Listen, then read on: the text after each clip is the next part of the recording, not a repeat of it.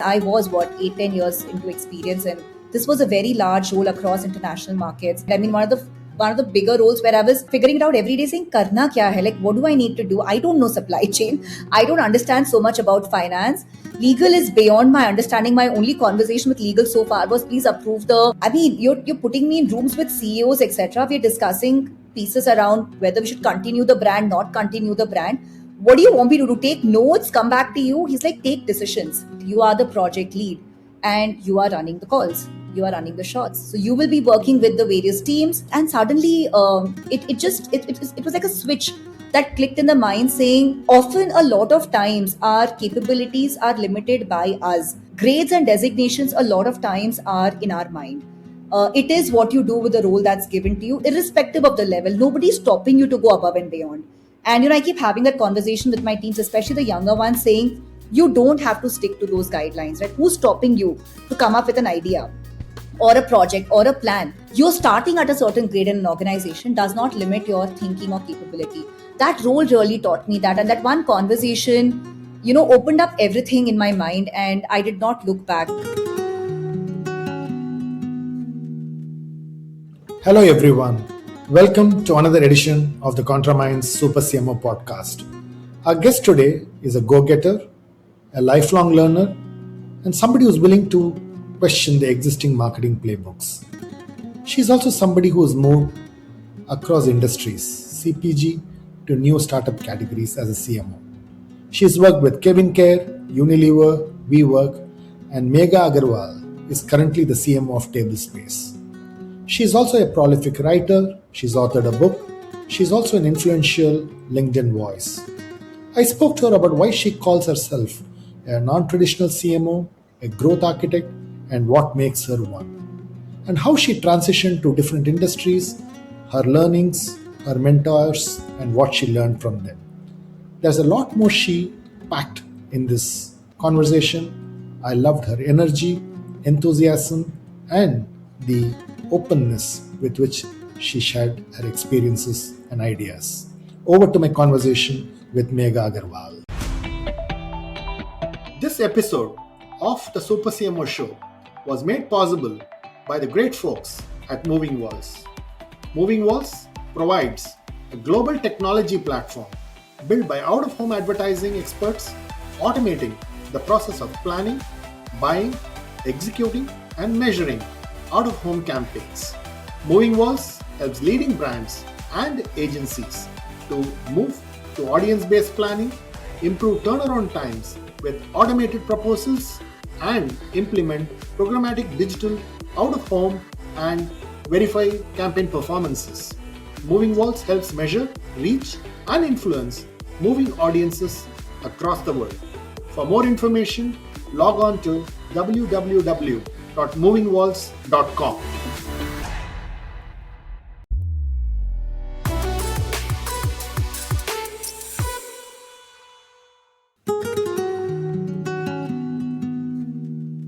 So one of the things that you really talk about is the fact that you are a non-traditional CMO, right? Yeah. And that caught my attention more than anything else. So why do you really call yourself a non-traditional CMO? I think it's a brilliant way to start, and somehow I think the personal branding piece is working because you picked up the one word that I wanted most people to sort of notice on the profile. And I'll tell you what, you hear the word playbook a lot, mostly from marketers. I think we are known to create playbooks and abide by playbooks. But I think one thing that most people are missing is the whole playbook of the CMO is constantly evolving.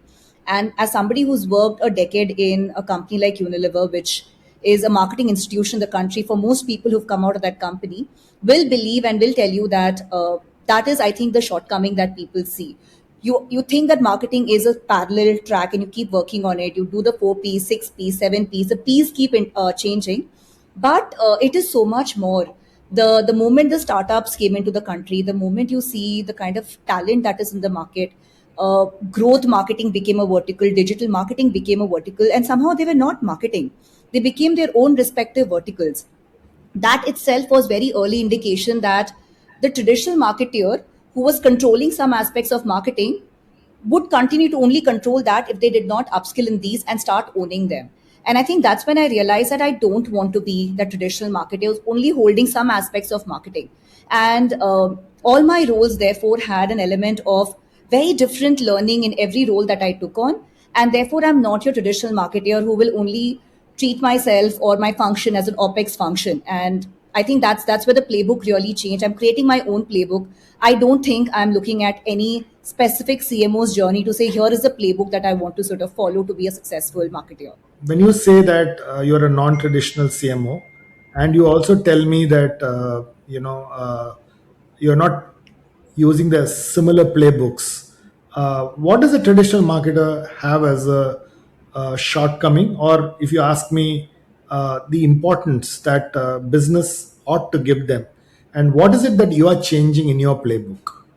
So I'll give you a very recent example, Swami. I visited my alma mater recently. I'd written a book, and a lot of the book had my college and the journey sitting there. And I'll tell you, the most disappointing aspect is the same questions are still in the room, saying, when I join the marketing function, will I be creating the next big brand campaign? What will be the digital marketing strategy? A little bit of AI, because such an abused term. Everybody's like, will AI take over my jobs? But I think at the end of it, everybody is talking just the four P's of marketing, saying, I will handle the product, I will handle consumer insighting and research, I will handle a little bit of distribution, and I will have control on pricing. Beyond this, and a little bit of the entire agency function for anybody who wants to enter that space in the creative side of it. But that's the understanding on marketing, and the books also capture that. What I have seen really is, if you're not a marketer who's understanding the P&L, you've already lost the battle. So that's always been one aspect of my journey, which is why I took on the role when I got for the GSK merger. While it started off as a marketing role, it was a heavy PMO role where I had to look at functions across board, from supply chain to finance to anything that impacted the integration itself. So P&L understanding extremely important. The second piece which nobody talks about is, how do you constantly understand the pillars that become relevant for marketing? Nobody talks PR enough, and I think it is such a crucial function, lying somewhere between verticals as Marcom, and done very poorly in most companies beginning to start their journeys. And PR is almost sometimes the least on cost, and if done well, can be your single largest marketing tool, but not sitting with marketing more often than not. This has been a space that I have been personally investing a lot of time learning over the last 4.5 years. We don't talk about it, events enough. We leave it for alcohol and tobacco industries who have to do a different kind of marketing. But events are so important in B2B, and they are strategic. So whether it is a space like Workspace, where you have to meet key IPC partners who are our broker partners, or clients. I mean, in FMCG, I would not even know who my consumers are. It's a faceless marketing strategy. Here, it is a one-to-one marketing strategy, and I want to meet my consumers or customers. In our case, understand what they mean. So events becomes really important. Nobody teaches you how to do events, and it's left as an agency activation piece, and that doesn't work in most cases. So over the years, things like events, partnerships, PR, digital marketing in a very strategic sense, growth marketing in a strategic sense, I have added these layers as things that I'm really good at, and I don't have to depend on a second person or a second sub function to work this with me. I think that's where the playbook really changes, where you are foreseeing what marketing can influence and take that over. One other piece which I found specifically that worked in my playbook is having a very core love for monetization. So, marketing's job is not just to spend. As marketing, we can generate pure gold for the company if done really well, because our activities don't require cost. So when I activate ancillary revenue at a workspace operator like Tablespace, then there is no cost. I've already paid for the cost when I built out the workspace. If I'm using the space for shoots, events, and so on and so forth, that's extra money coming into the kitty, right? Which nobody has accounted for. My CFO suddenly very happy, but I don't think more marketeers are thinking like this. And then the relationship changes. Why does a CMO and CFO always have to be at bull's heads on this one? I think I and my CFO get along brilliantly because they are strategic conversations saying, I need to spend this to get this. By the way, do you also know that I'm getting in this monetization piece in? It's a fantastic conversation, but I think it's so polarized in the market, saying CMOs and CFOs have to always fight. But I think it's about, again, defining the playbook and understanding who your key stakeholders in the room are. So, looking at the point that you've been talking about, which is the PNL, Yeah, typically brands and brand building is seen as a long-term investment, correct. but PNL is seen as a short-term, quarter to quarter kind of a focus. So how do you really balance it? Because it's a tough ask. Because you'll say, "Hey, to build a brand, I need a couple of $1 million over the next, 5 years," and you really uh, have to put in a lot of money, but you don't get the results Yeah, immediately, and therefore it sits in the PNL as a OPEX. yeah. So therefore, when you say you need a PNL orientation, what's your conversation like with the CFO on matters like this? Monetization, I Yeah. understand, but on, I would say qualitative factors. How do you really have the dialogue with your CFO? No, I think this is where the loggerhead conversation really comes in. And I'll talk one part where it's been a blessing that I've been in companies who understand the long term value of investing in brands, whether it was Unilever or WeWork and now Tablespace.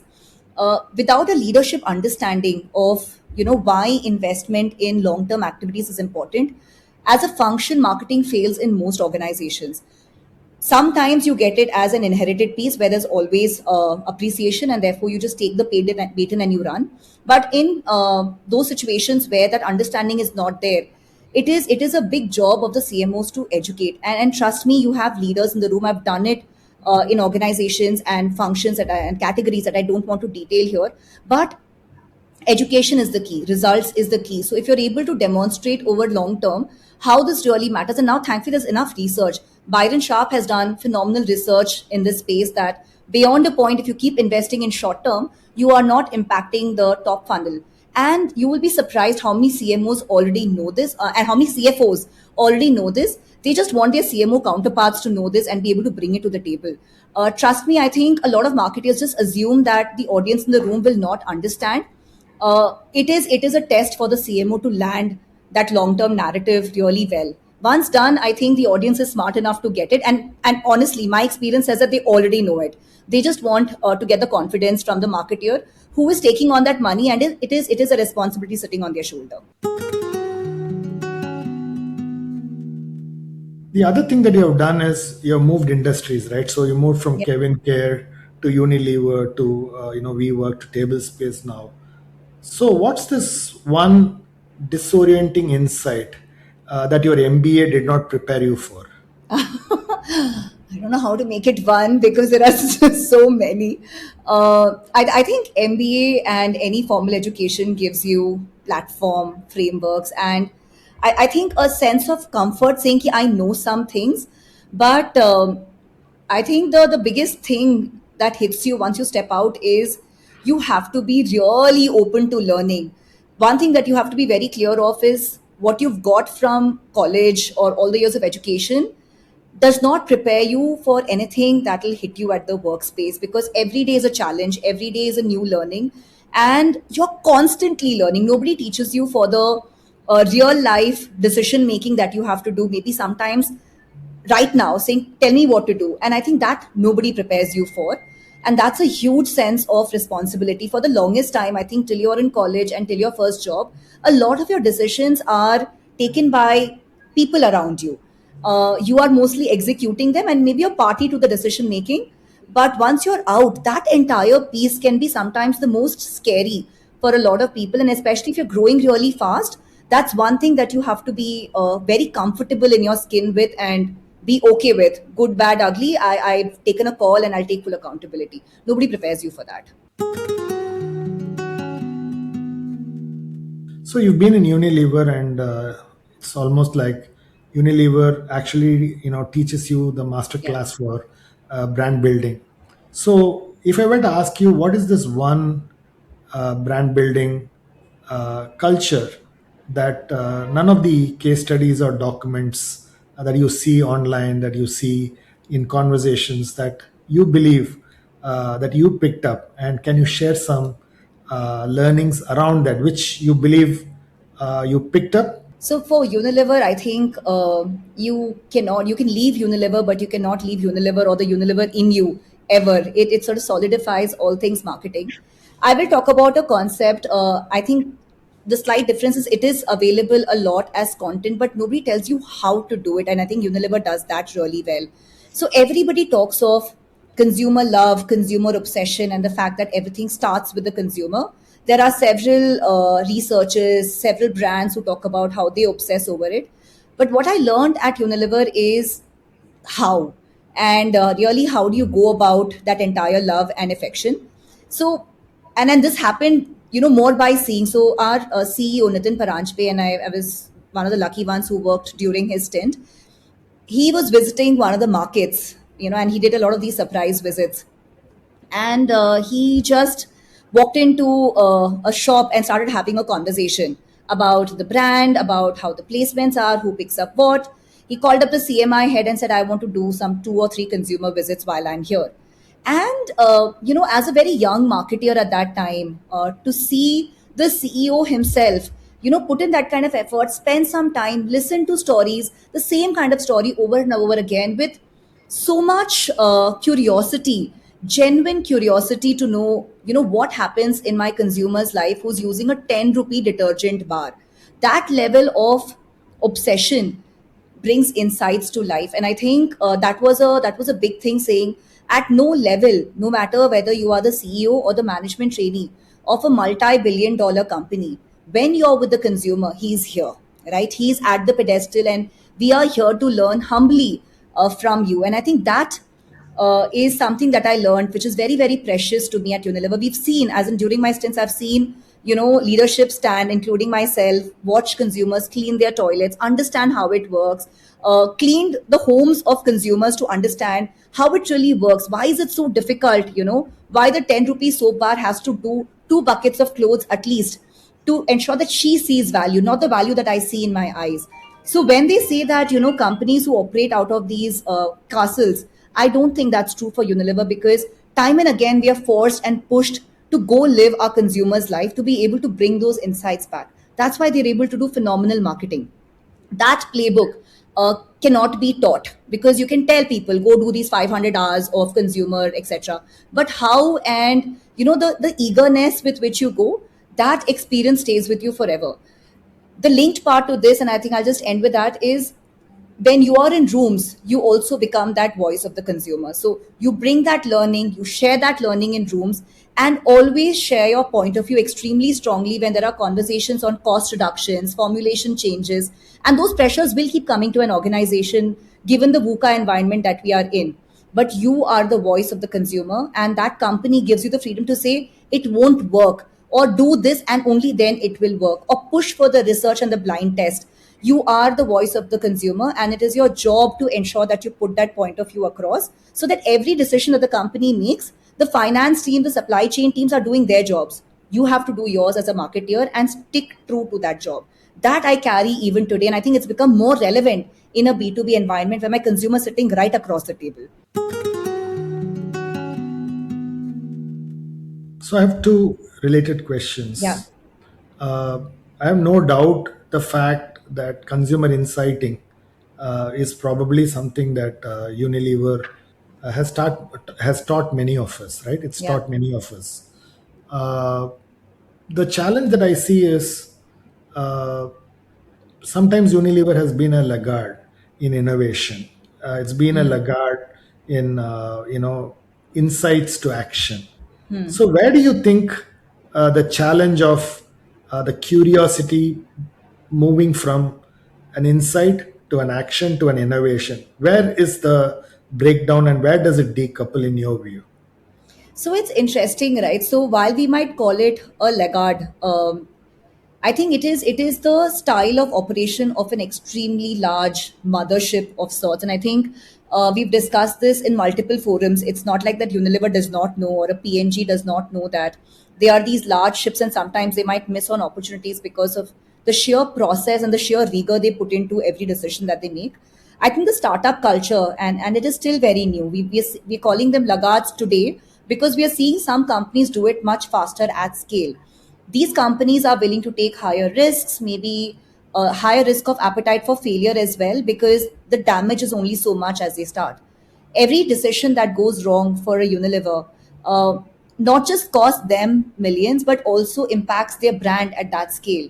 So maybe for a company like that, that risk-taking appetite, the way it is, maybe it's good, maybe it's bad, I don't know. But I know that if something goes wrong there at that scale, and we've lived through some of those decisions. I have seen some big failures because we were pushed to the corner saying we have to go fast because market's going fast, and those repercussions are not good for a brand like Unilever, and they have to operate at that might and scale. So it's okay, which is why I think they're right now in the strategy of let's pick brands that have really done well and they fit into our strategy, which is why they're acquiring brands which fit into their strategy. They're letting go of brands which they feel right now are pulling them or slowing them down. I think that also works. As long as they're able to stay relevant, it works. But I fully understand and appreciate where you're coming from in the sense that they are a slow company, but you've lived through that life yourself. The amount of research that goes in gives consumers a lot of confidence when a product comes from that house saying, it is well researched, it is well thought through, it is a good product, and so on and so forth, and you're not so scared. And I think that's important when you're operating at that scale for a brand like Unilever. I'm okay with them being a little slow as long as they continue doing a really good job and staying relevant versus being rash. I don't think they can afford to be rash at that scale. Very, very risky. Interesting. I think very good points there.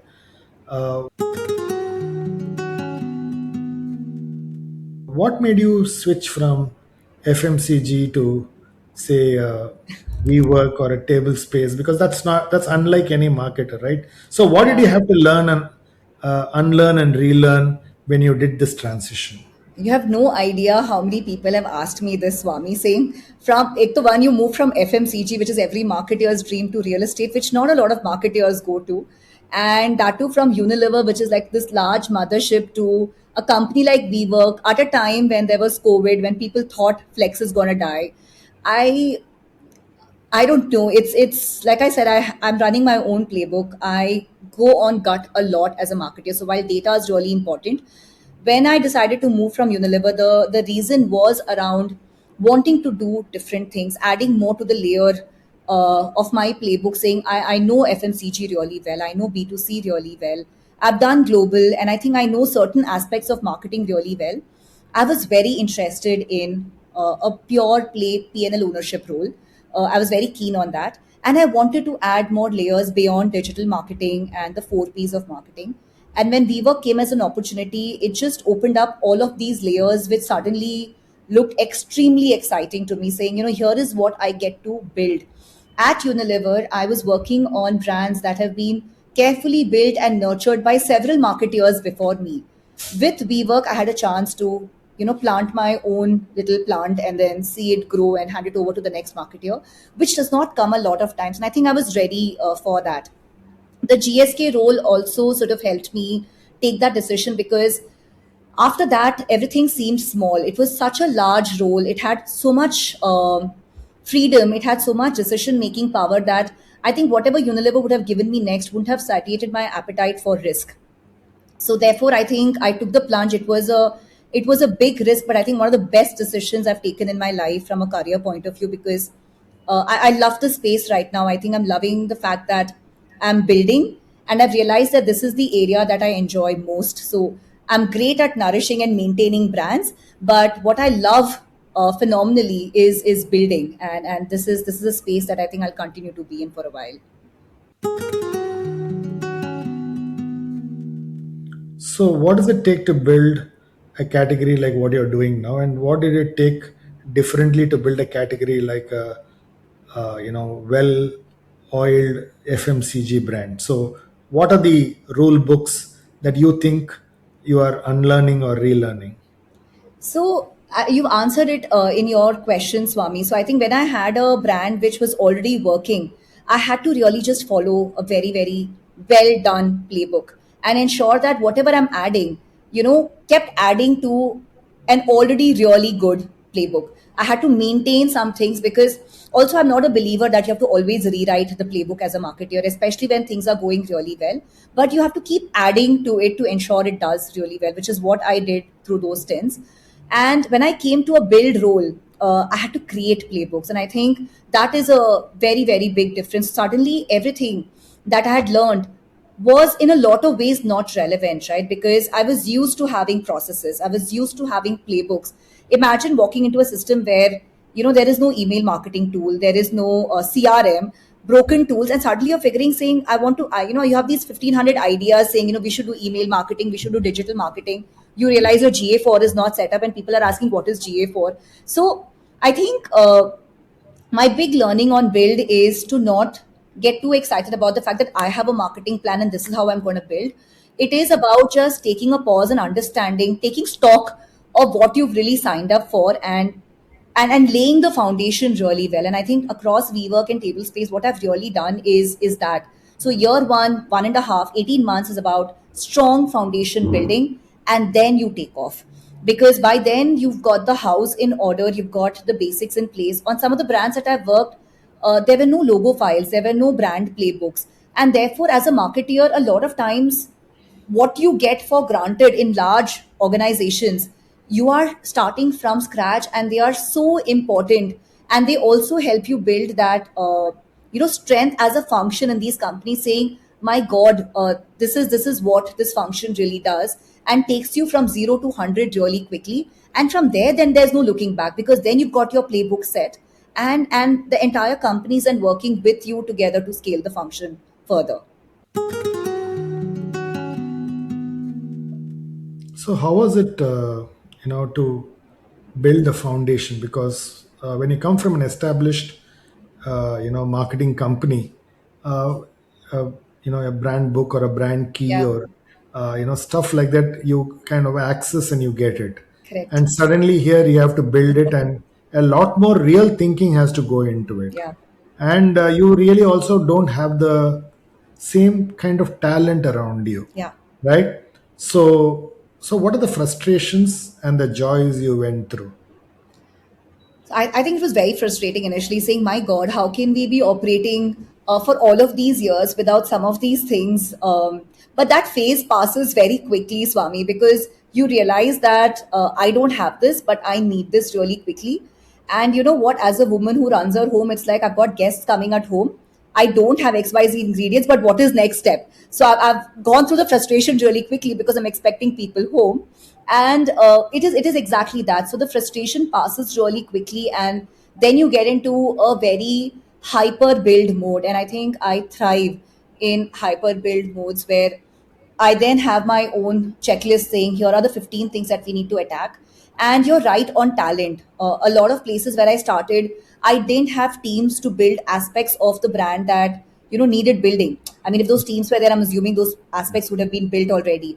And therefore, I really believe that marketing as a function that way is quite blessed, because you can get a partner of any sorts on a 24-hour notice if you really want it. And after being in the industry for so long, having worked with brands, especially with the Unilever portfolio, I have a very, very strong partner ecosystem, and I've always worked with them as extended teams, and they really come to your rescue.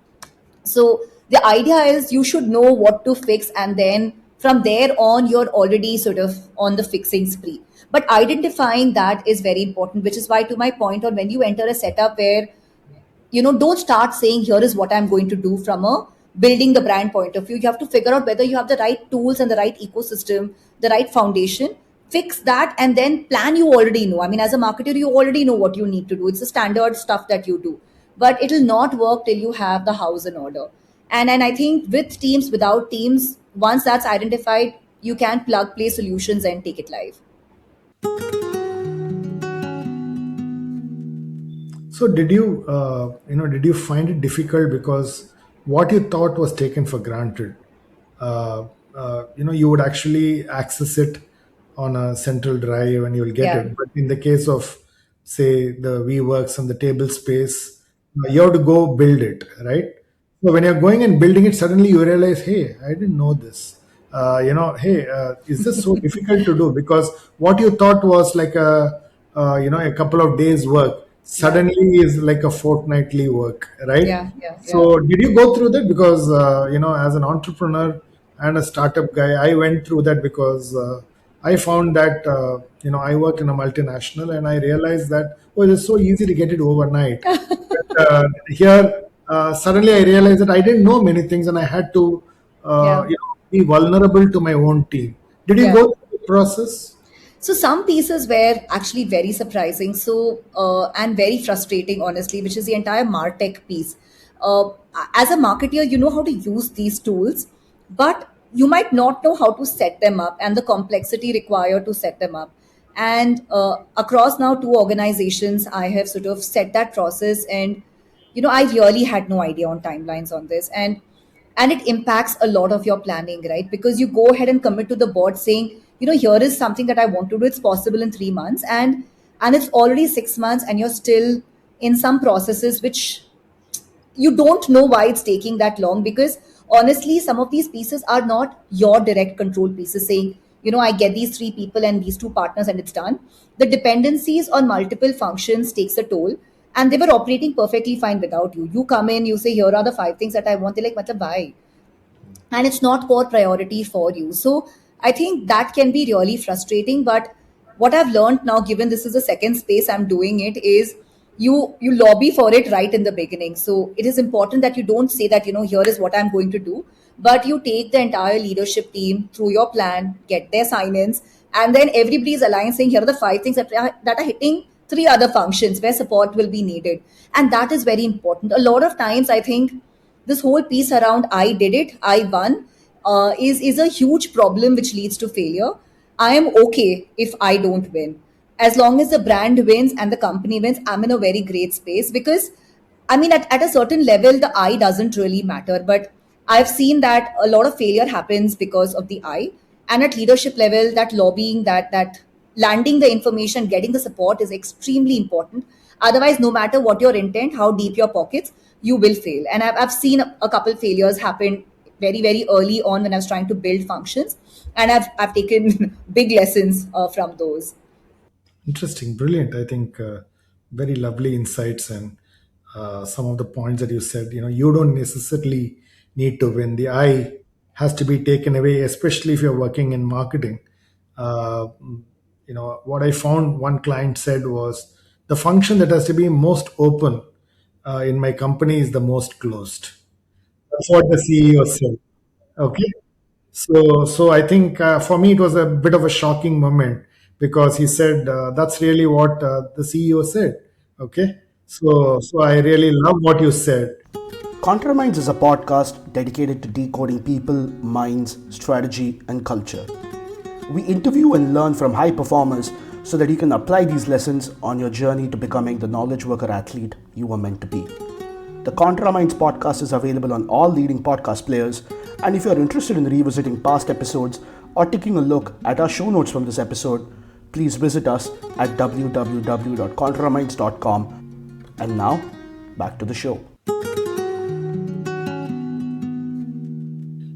I want to talk a little bit about your Unilever GSK integration, where you said you played a PMO role, and so what did that experience compress in terms of leadership, learning in the few years that you kind of did it? So what did it take, and what did you learn that made you think about the new playbook for the CMO and the mental model that you run with today?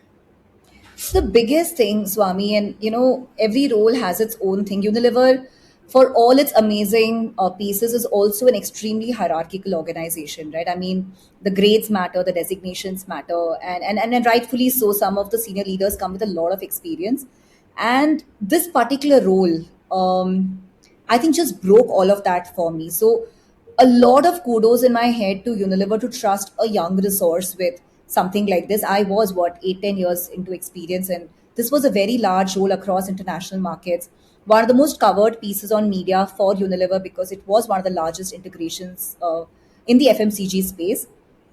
And my initial pieces where you're figuring it out, right? I mean, one of the bigger roles where I was figuring it out every day, saying karna kya hai, like what do I need to do? I don't know supply chain, I don't understand so much about finance, legal is beyond my understanding. My only conversation with legal so far was, please approve the text on packaging, is the lemon size okay on the detergent bar pack, etc. But the complexities of an M&A across countries, cultural nuances, and plus it was a food product, so you can imagine the kind of complexities and regulatory requirements across countries.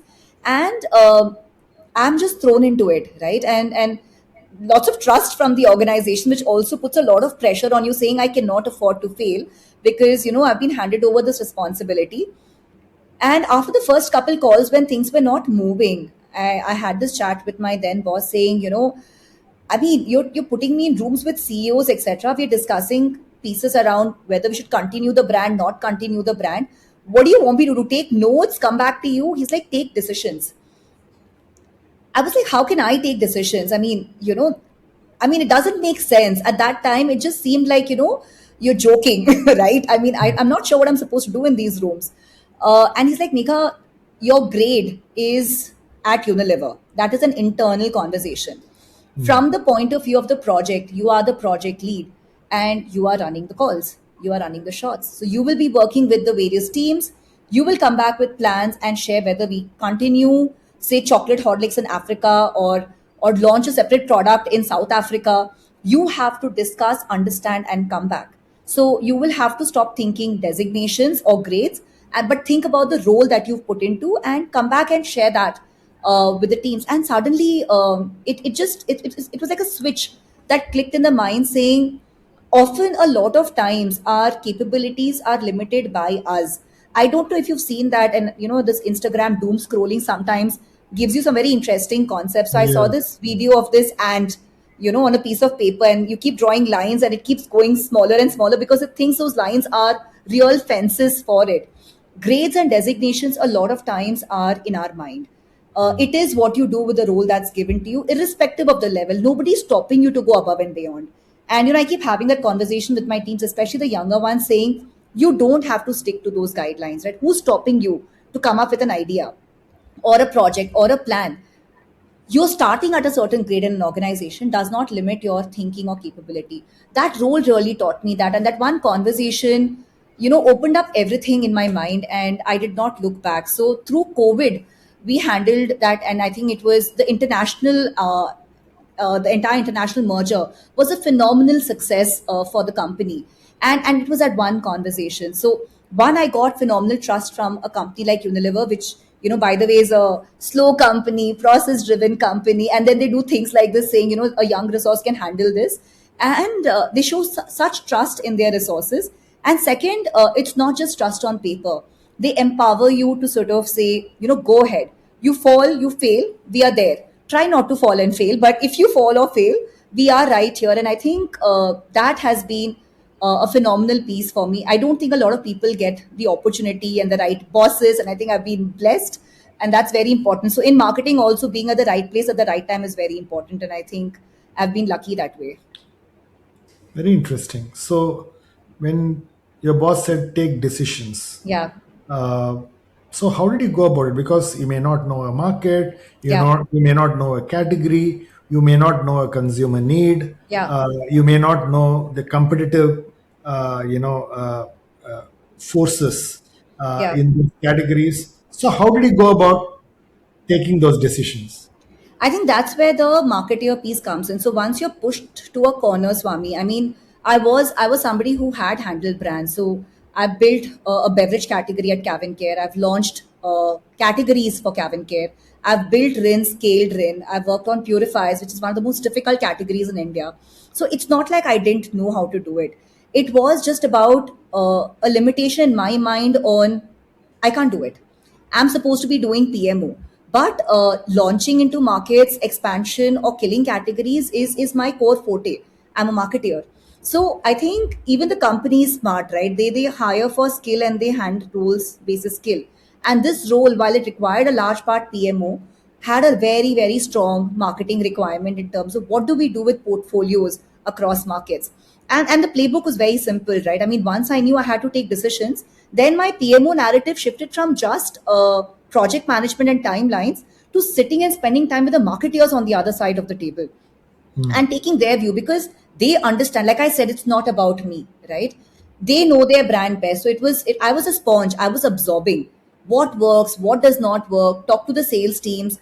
I spoke to multiple people who influence and live the brand on a day to day basis, and then we came up with our plans, our recommendations as Unilever, who's the most structured organizations. We layered our strengths saying, if I have to kill something in a market where it is not working, it's not working because of, say, distribution.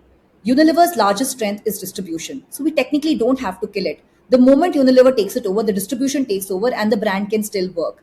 So it's about figuring out what was working, what was not working, layering our strengths and weaknesses, and then submitting my decision or my plan to the board on this side. And then anyway, it was something that was closed at an overall level. But then the direction was very important, saying, I know exactly what I need to do, and this I know how to do.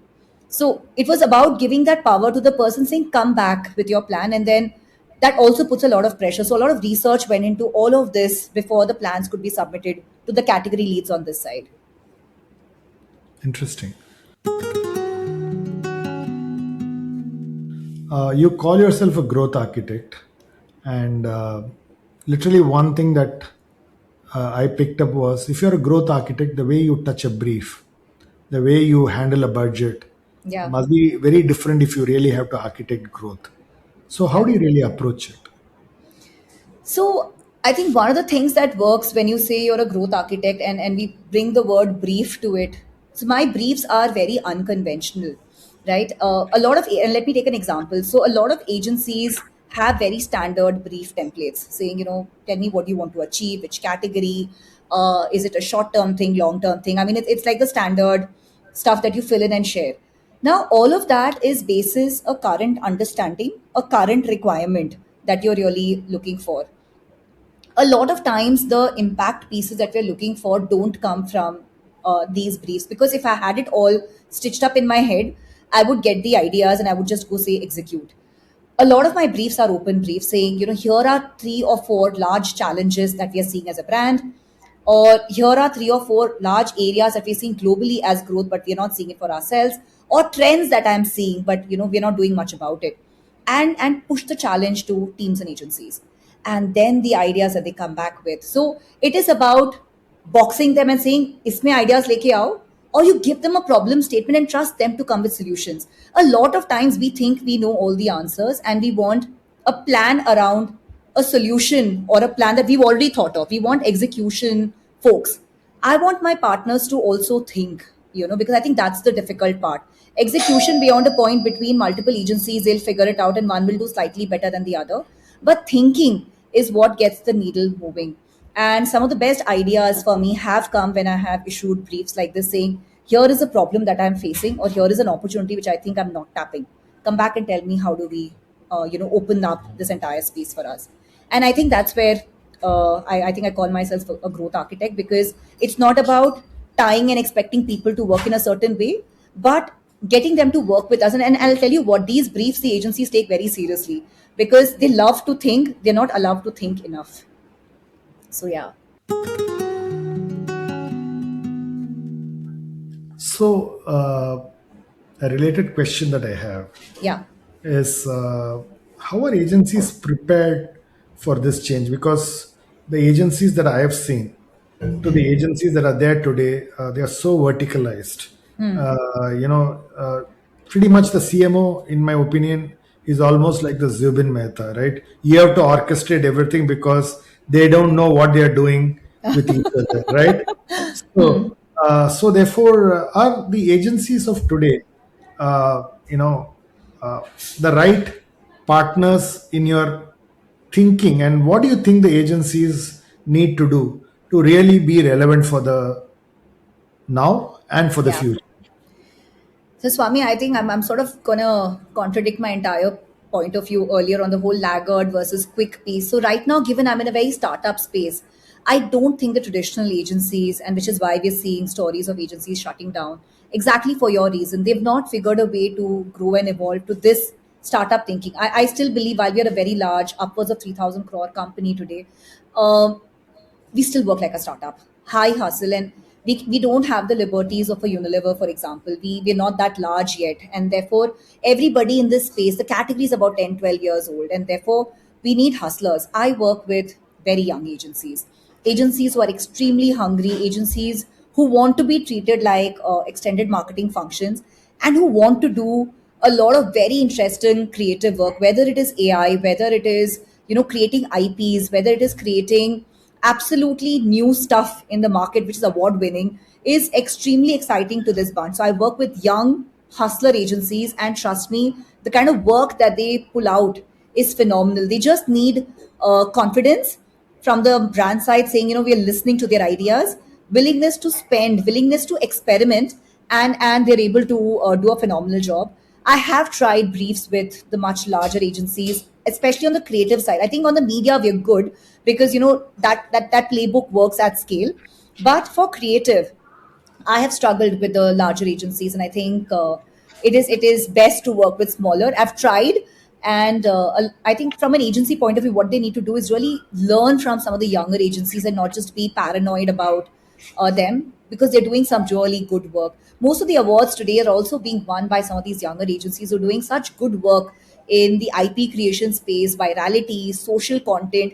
They understand the consumer of today and are able to work accordingly. So I think that's what's working for us. I don't work with large agencies on the creative thinking aspect, at least.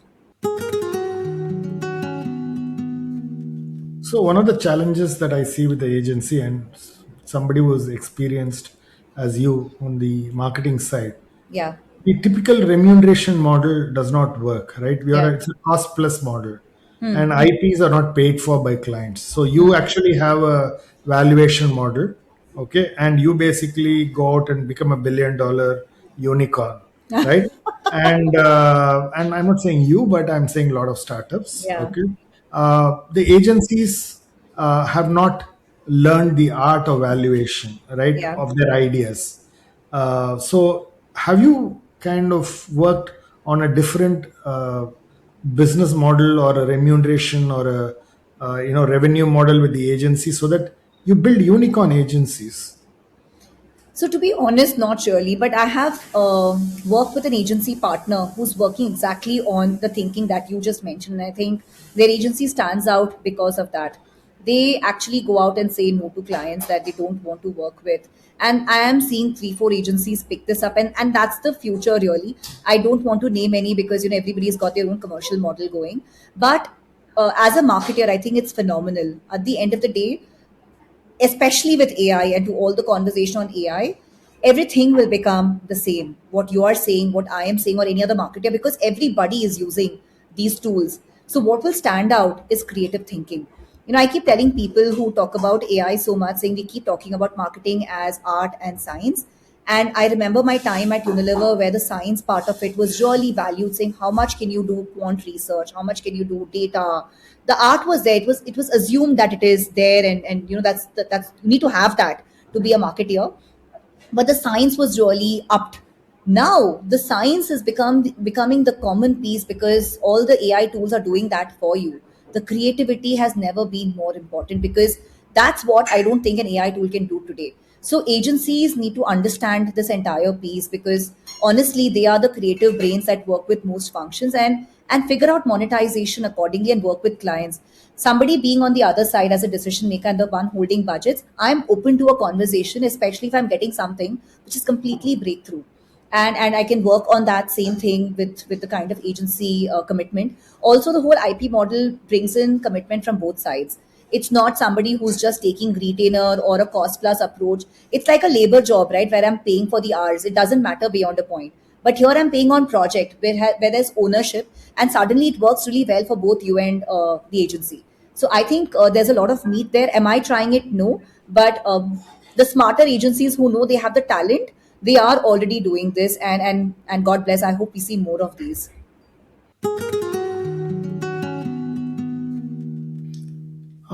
As a CMO, one of the big, difference that I saw in your body of work, if I were to call it, is you write a lot. You are a influential LinkedIn voice. You've written a book.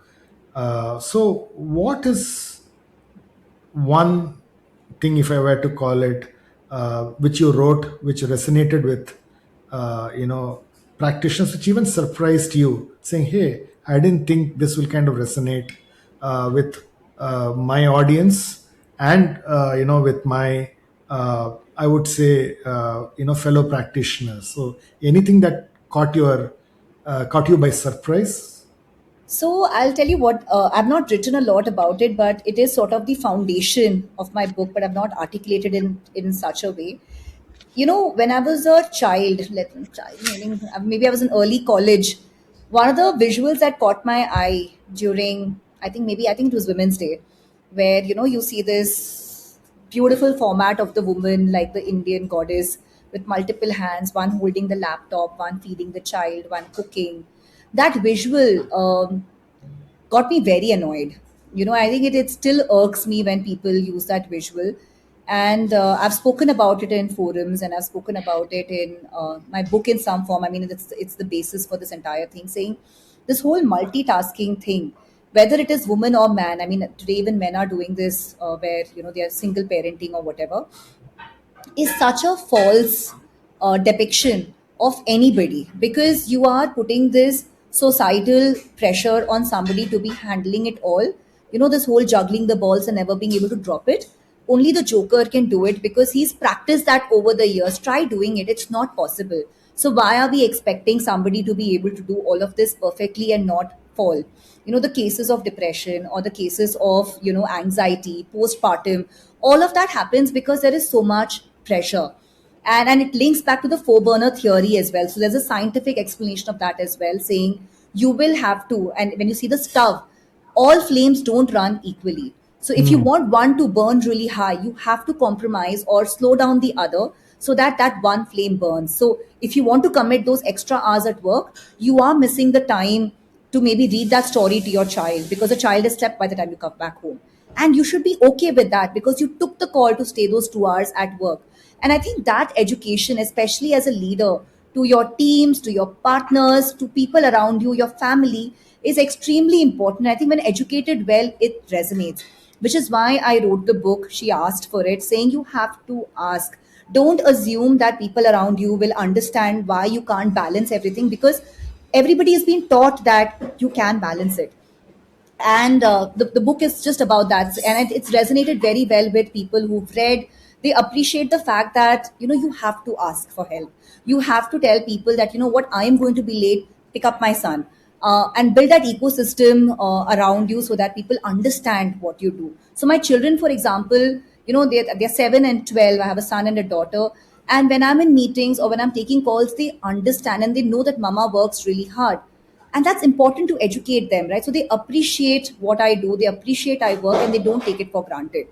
I've seen families where, you know, where the fathers come back from work, the children are like, dad's tired, mom, can I get a glass of milk? No, I think it has to be fair, it has to be equitable, and that happens at home. You have to educate your children at home, because otherwise you're setting the same precedents around, you know, expectation from family. That concept now has shaped my life significantly, and I think I have been successful because, you know, my spouse understands, my family understands, and that's because I've asked for it. If I don't, then I can't blame them, saying I don't have a supportive husband, I don't have a supportive family. You never asked for support. So whether it is for support at home or your preferred job at work, you have to ask, because even the role that you spoke of, the GSK role, I had to ask for it. I was not the preferred candidate. I was somebody who came back from mat leave. And this job required a lot of travel. It was a global job. It had really bad working hours. And therefore, I was not. So HR clearly said, Mika, this is not the role where, you know, we would recommend you. They were coming from the right space in their heart, saying, you're a new mother. They are right in their piece. I wanted this. I wanted my career to fly, because this particular role was a once in a lifetime role. And then I was willing to make that sacrifice. But I had aligned everybody at home, saying, I want to do this, I will need the support. So at every given point in time, you have to, whether man, whether woman, depending upon where you are in your life stage, ask, balance. There's nothing as such as perfect balance. You can try at best, and that's where you're happy, which is why I love what I do, right? I'm able to bring my 100%, because I don't carry guilt. I love building, I love my work, I love building the brand, I love growing my children. It's everywhere, but I know at some times I will falter, but that's okay with me. I'm not perfect. I'm not expected to be perfect. So I think that's one piece that has shaped my life. It resonates very well when explained well to people. And then suddenly it's not a conversation about bias and women and inclusion. No, it's not about that. It's just about letting people know what is possible, what is not possible, because then you're able to bring your 100% without guilt, and therefore you're so much more productive. So It's yeah, I can almost keep like, talking about it, you know. well, it's beautiful. It's beautiful. I Yeah. think so. You're really not talking about the mythical work-life balance to Yeah. actually saying, "Hey, it's about work-life integration," Yes. right? Yes. So therefore, Yes. that's something that you talk about. Very nice.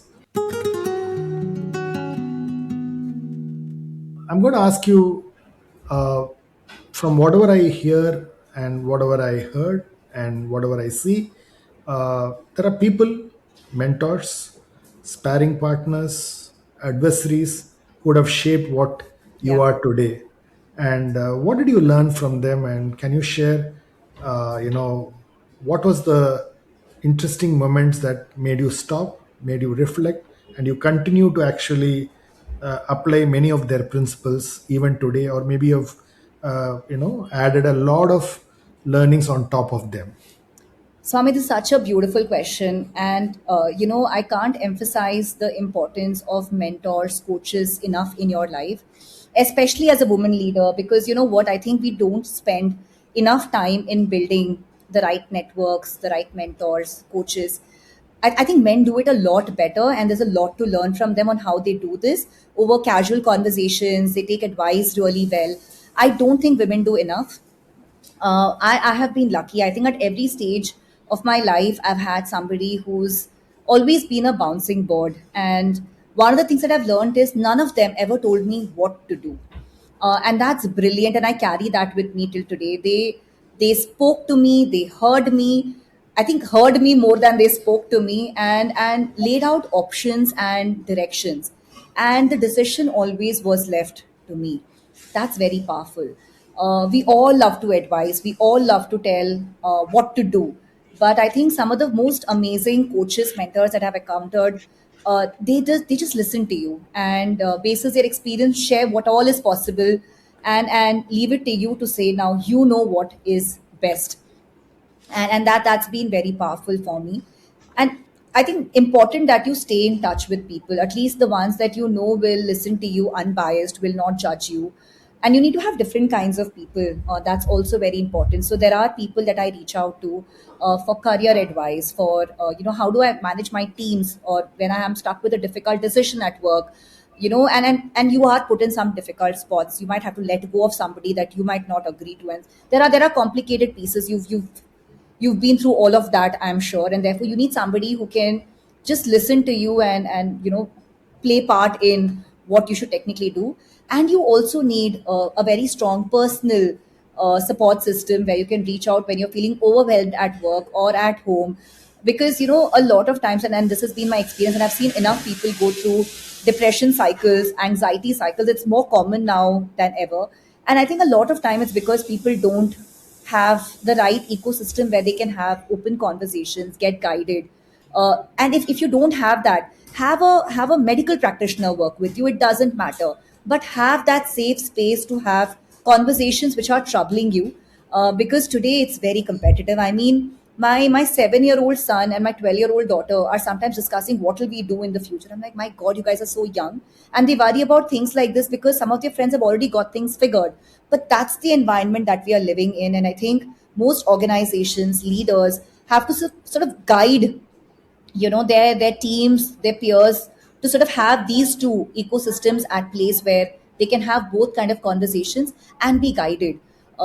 And don't live in your own silo. I know work is important, success is important, it's very important to me, but at the same time, taking care of yourself, your personal happiness is extremely important. Otherwise, you can run only this fast. Even in marathons, you are successful when you're able to do the longer run at a certain pace. The quick run will not do much for you. But a lot of people don't understand, they don't get the guidance. So through my learnings, through the mentorship that I have got, I just try to pass this piece on to more people. Any names that come up to you saying, "Hey, this is somebody that I really think changed something"? You used Nitin Paranjpe's name, which I think he's a phenomenal guy. Yeah. And obviously he's very, very senior, and Yeah. ones whom you work closely with, some names you Yeah. think. And I don't want you to, say it if you are not comfortable, but somebody who you think you learned the art of negotiation, the art of asking questions, the art of brand building. Okay, so some names that come to you: the art of distribution. I've been actually quite open about it. So the now CEO of Unilever, Priya Nair, is somebody that I've worked with directly. She was a category head when I was on RIN, and one of the first women leaders that I worked with, and she is a force to reckon with. And I think in a lot of ways, she has shaped my thinking on leadership, thinking on how to sort of present your POV in rooms where your POV matters the most. She's also shaped a large part of me being an extremely confident leader in rooms, because when you see her leadership style, and I had a chance to work with her for 3.5 full years, very, very closely, and I have all love and respect for her. She comes down to your personal level and puts in the effort to understand and shape you. One of the first one who told me that a lot of people, Megha, will tell you that here are your areas of weakness, fix them. And she told me that here are your areas of strength, become so good at it that nobody else can tell you that here are weaknesses that you need to manage. Your weaknesses, they should not come in your way, but become so strong at what you do that you are the person that people call on to when that happens, and that becomes your differentiator. And I think that's shaped everything that I've done from there on, really. And which is why the growth architect, which is why the non traditional CMO. I think some of those things which she said, as somebody who worked with you, I don't think even she realizes the impact of those words on me. I was a very young brand manager that time, one of the only girls in the team, and she treated me with so much love and affection. And I think it's really shaped the person that I am, and I only have a lot of love and respect for her. And she's also one of the names that I've spoken about in the book, and one of the ways that I've expressed my gratitude to her in terms of shaping who I am. Fantastic. I think no conversation ends with the impact of AI in marketing. So, what's the part of AI in marketing that can never be automated?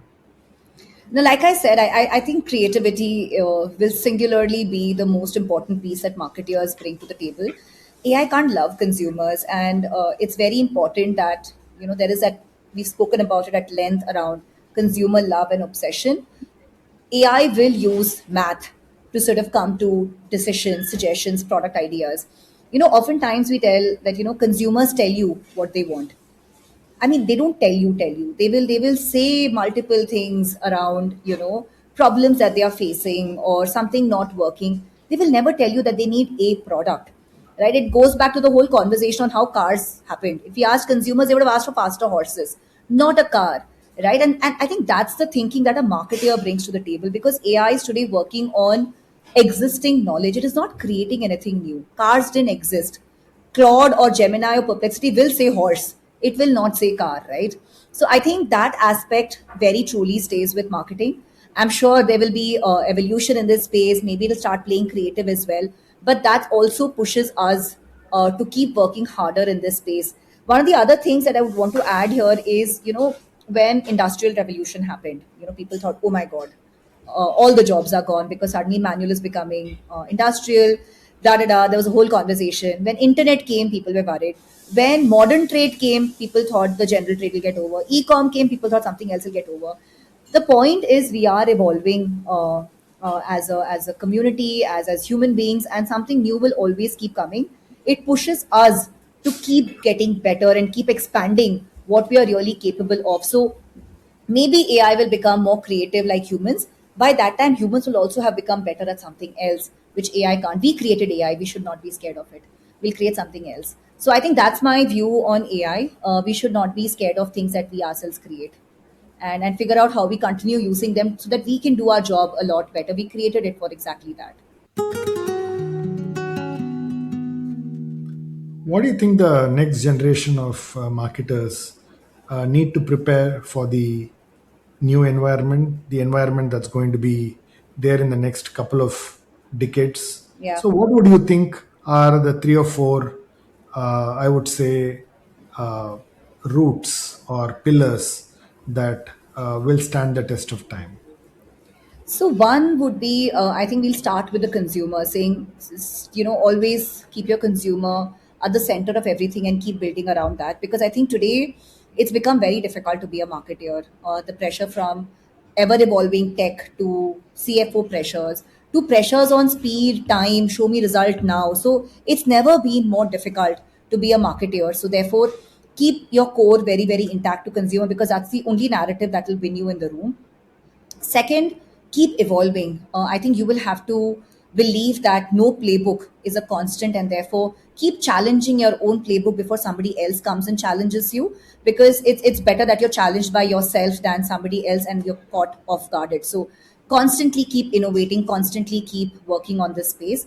And third, build a very strong network of partners, teams, etc., which sort of work with you on your vision. I think having the right team and the partner ecosystem is extremely important because you alone can't do anything. And therefore, spend time on grooming your team, spend time sharing your vision with the team and partners so that whatever you're planning actually comes to life. So I think these three come top of mind to me, and I'm sure there are a lot more, but these three in my head are non-negotiable. Thanks, Megha. On that note, it was a lovely conversation. It was uh, strapped with insights, so many, thoughtful comments and experiences, and some of the mentors and their advice and insights that you shared were really, really valuable. And it was a very engaging and I would say involved conversation that I've had with a CMO. So thanks a lot. It was lovely having you on the Super CMO podcast. Thank you so much, Swami, for having such a lovely conversation. I think I've not had such an open conversation on marketing and life in general. So thank you so much. Phenomenal opportunity for me. Thank you. Thanks. Thanks for listening to this episode. For selected links and detailed show notes, visit www.contraminds.com. Follow ContraMinds on social media and let us know who you would like to see next on the podcast. If you're listening to ContraMinds on Apple Podcasts, do share your comments and give us a rating. We are keen to know what you're thinking. ContraMinds is also on YouTube. If you're listening to the podcast on YouTube, hit the subscribe button and stay up to date on all our releases. Thanks for listening and stay safe.